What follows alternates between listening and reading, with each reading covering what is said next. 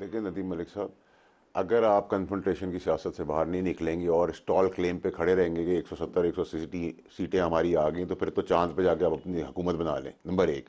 Number دو یہ کہ آپ کس ریاست اور کس اداروں کی باتیں کر رہے ہیں جس کے اوپر آپ نے آگ، گولے اور توپیں اور بندوقیں چلائی ہوئی ہیں، ٹھیک ہے؟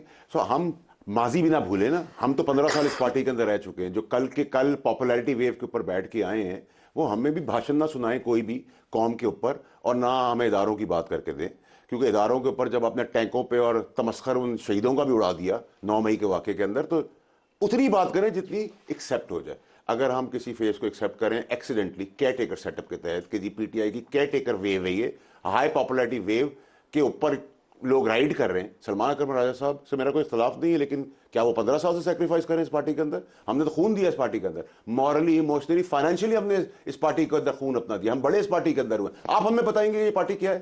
آپ ہمیں بتائیں گے، درس دیں گے کہ کون یہاں اداروں کی بات کر رہے ہیں؟ اداروں کی تباہی سے تو ہم نے ملک کا سٹارٹ لیا ہے، ملک کو توڑنے کی ساری گیم تو ہم نے بنائی ہے۔ وہ کون سا غلط کام ہے جو ہم نے نہیں کیا؟ جو نون لیگ کو ہم برا کہتے تھے، پیپلز پارٹی کو برا کہتے تھے، جو مولانا کو فوج کے لیے ہم برا کہتے تھے، وہ سب حدیں پار کر کے تو ہم گئے۔ آپ کہہ رہے ہیں ادارے توڑنے کا کام ہم نے کیا، آپ نے اپنے لیے، مطلب ہم پی ٹی آئی کے لیے میں جماعت بالکل بات کر رہا ہوں، آپ خدا کی قسم کھا کے میں کہتا ہوں کہ ہاں آپ جواب دیجیے گا اس کا۔ عابد شیر علی صاحب پچھلے الیکشن میں ہرائے گئے ہیں، خدا کی قسم کھا کے آپ کو بات کر، اس بار جنونلی آ رہے، پچھلی بار ہرائے گئے تھے کیونکہ نواز شریف کے یہ بھانجے یا بھتیجے تھے یا بہن کے بیٹے تھے۔ میں تو اوپن بات کر رہا ہوں، یہ سچ خبریں بولیں۔ چلائیں جی، ان کی بڑی خبریں چلائیں۔ راجہ صاحب آپ اس کا جواب دینا چاہتے ہیں؟ نہیں دیکھیں، یہ کہنا کہ پی ٹی آئی کوئی ملک دشمن جماعت ہے، یہ بالکل ایک غلط بات ہوگی۔ 9 مئی کا ایک واقعہ غلطی ہوا، کی اس ہے میں اگر نہیں کوئی سلمان صاحب، میں نے شامل یہ ہے بات تو نہیں اس کی کو ہے ضرور سلمان صاحب، میں نے دیکھیں۔ یہ بات نہیں کی ہے،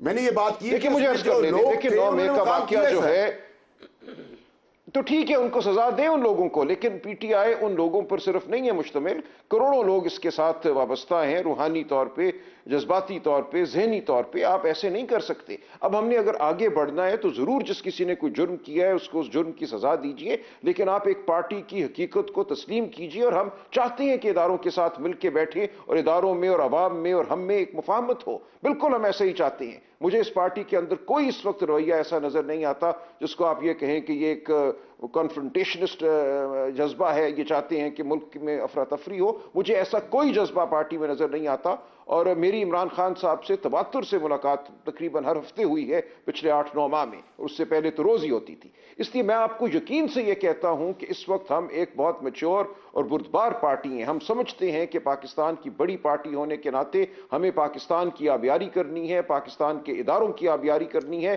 ہمیں سب کو ساتھ لے کر چلنا ہے، لیکن وہ تبھی ممکن ہوگا کہ ہم سچ کو مانیں۔ ماضی کے جھوٹ کو بھی ہمیں مان لینا چاہیے، میں بالکل اس سے انکار نہیں کرتا، لیکن آج کا جو سچ ہے اور آج کا جو جھوٹ ہے اس میں تفریق ضروری ہے۔